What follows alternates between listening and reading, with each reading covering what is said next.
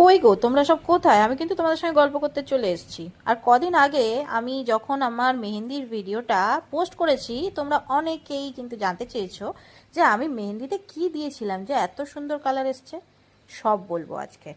তো চলো, দেখতেই পাচ্ছ আমি কিন্তু নর্মাল সবুজ চুড়ি আর তার সঙ্গে একটুখানি মোটা সবুজ চুড়ি পেয়ার আপ করেই পরেছিলাম। আর এটা ছিল শ্রাবণ মাস যেদিন পড়েছে তার আগের দিন। আমার একটা স্টুডেন্ট, ও কিন্তু খুব ভালো মেহেন্দি পড়ায় এবং ও আমাকে ওর কাজ দেখিয়েছিল আর আমার খুব ভালো লেগেছিল। আমি ওকে বলেছিলাম যে হ্যাঁ ঠিক আছে, তুমি তাহলে আমাকে পড়িও। তো আমি ওকে একটা ডিজাইন দিয়েছিলাম, সেই ডিজাইনটা কিন্তু আমি প্রিন্টারেস্ট থেকে নিয়েছিলাম। আর সেটা দেখে ওকে বলেছিলাম যে একদম এইটার মতন করতে হবে না, একটু তুমি সেখানে তোমার নিজস্বতা দিতেই পারো। তো ও সেটা দেখে তারপরে ওর মতন করছিল। আর দেখো কি সুন্দর ফ্লাওয়ারটা করেছে, দেখো একটা বড় রোজ, তারপরে দু সাইডে দুটো ছোট রোজ। দেখো আমার মনে হয় মেহেন্দি আর্টিস্ট যারা, তারা সত্যিই আর্টিস্ট। মেহেন্দি করা কিন্তু সবার হাতে আসে না, কারণ মেহেন্দিটার মধ্যে যে ধৈর্যটা লাগে সেটা কিন্তু সবার থাকে না। এই যেমন আমার মেহেন্দি করা তো দূর কি বাদ, আমার হাতে হচ্ছে সেটুকু টাইম আমি বসে থাকতে পাচ্ছি না। দেখতেই পাচ্ছ আমি কিন্তু পিটিতে চলে এসেছি আর শুয়ে পড়েছি। এর আগেও আমাকে পুপু একবার মেহেন্দি পরিয়েছিল, সেই ভিডিও তোমরা দেখেছো।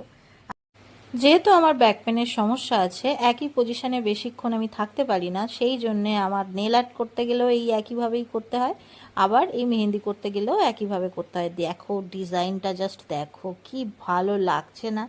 আমি তো দেখে জাস্ট ফিদা হয়ে গেছিলাম, শুধু শরীর দিচ্ছিল না এটাই যা, কিন্তু ও সত্যিই ধৈর্য ধরে খুব সুন্দর করে করেছে। আমি ওর নাম্বার তোমাদের স্ক্রিনে দিয়ে দেবো, ওর নাম সুদীপা। তো তোমরা কিন্তু যারা চাইছো সুন্দর মেহেন্দি পরতে, ওর সঙ্গে কিন্তু কন্ট্যাক্ট করতেই পারো।